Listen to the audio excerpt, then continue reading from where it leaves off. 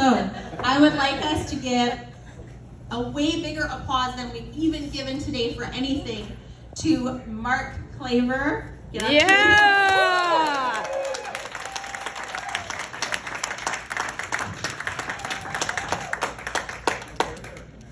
He's learning, he's got a book now, right? I told him An to. awkward handshake there.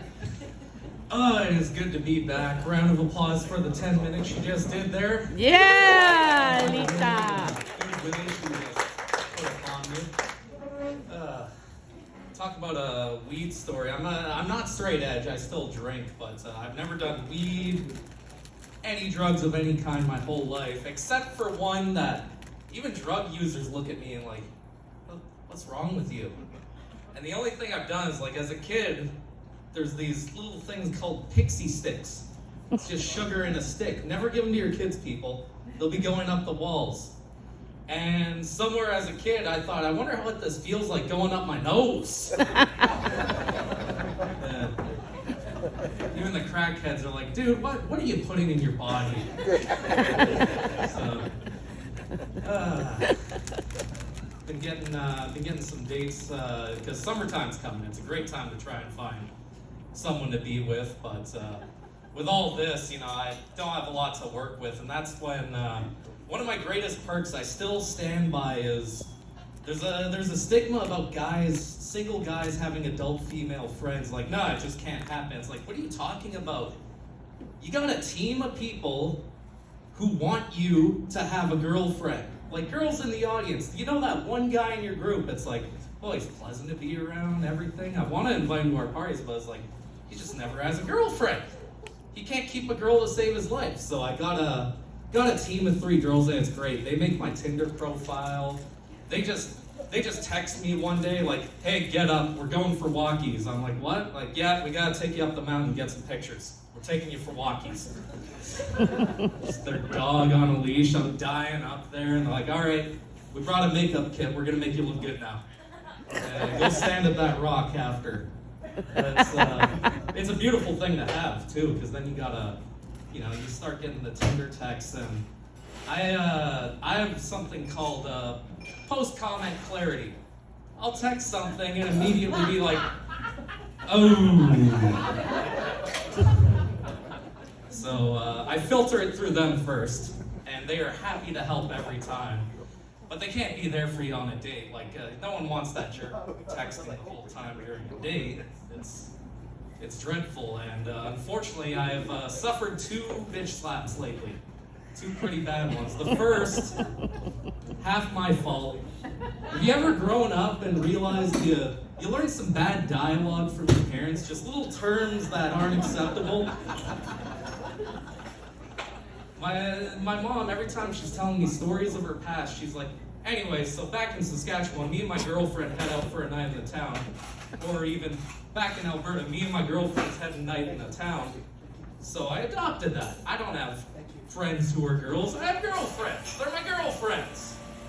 And this culminated to, I'm on a date, dinner's going great. 7 out of 10. Still 70% people. I take what I can get. And then near the end, I get a call from one of my girlfriends. And I pick it up. I don't pick up the call, I just say to the girl, hey, my girlfriend just called about her birthday, can I text her back? Immediately, didn't even give me a chance to explain. And thankfully, I've started to realize a girlfriend works better, but still gets some eyes. The second bitch slap was I tried to tell a joke on a date that did not hit. And it all stems from one question people like me kind of hate, oh, what are you? Like, what's your ethnicity? Now, the real answer is I don't know. I've forgotten as many times as I've learned. As a matter of fact, you can't forget it any more times than you've learned with anything in life. So I came up with a good answer. I just say I'm a mutt. I'm just a mix of things, and it kind of is it's a 3D chess move. Like, yeah, all girls like dogs, so they start thinking I'm her mutt, they like a dog. Yeah, this works. But I got one girl who was like, when you think about it, I'm a mutt too. And this is where it all goes downhill. I said, no, you're a bitch. Brought a whole new meaning to that slap. Either way, work's going great. I don't have to interview for jobs anymore because I joined a union, but there was one time I did. Police forensics lab, and they want to interview you before they let you, walk into a police building.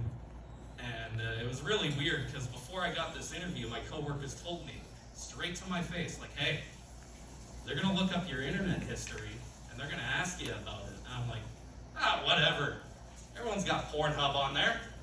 There's no problem, I'm 22 at the time.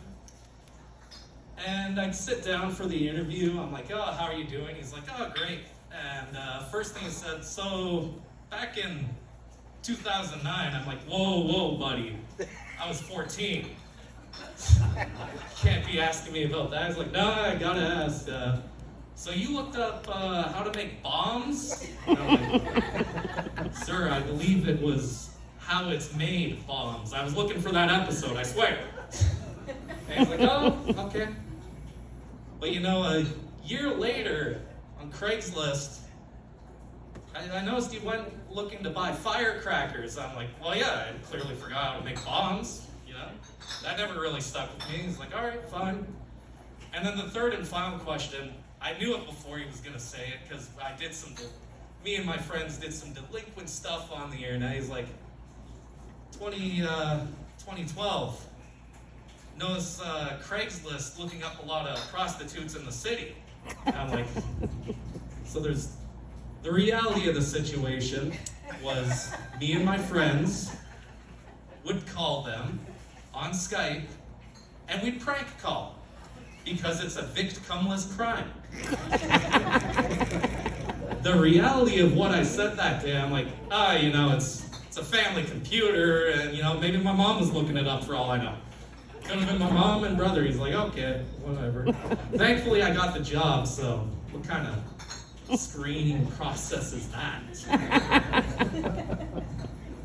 I don't know how to make bombs. That's how I got my job at the airport. There's something I had to run into lately was my mom's moving, my childhood home. I finally will never be able to go back to it in the coming months.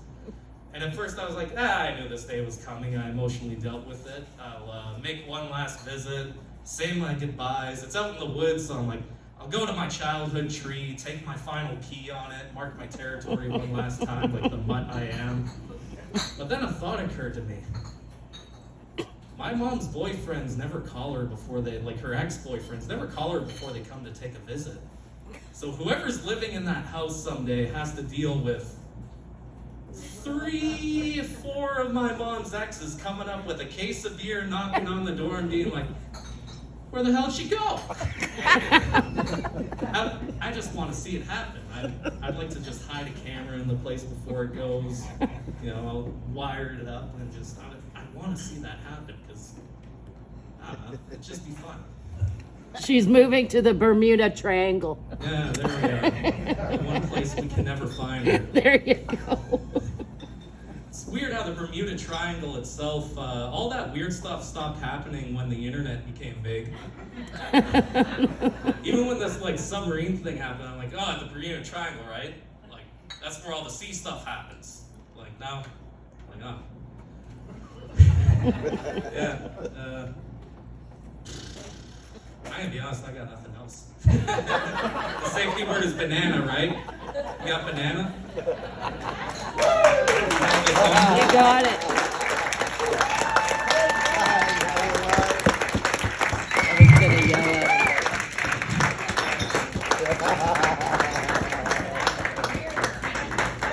Sorry, I'm a weird hugger. Like the half handshake, half hug. Mark, you killed it! Yeah.